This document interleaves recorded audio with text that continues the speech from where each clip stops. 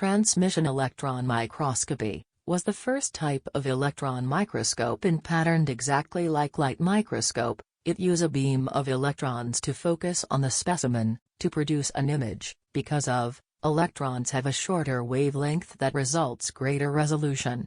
In transmission electron microscopy, the electron beam is transmitted from electron gun, through an extremely thin sample, in about 50 to 200 nanometer. The first condenser lens determines the spot size, or the general diameter of the beam, when it hits the sample, and the stream is condensed by the first condenser lens, controlled by coarse probe knob.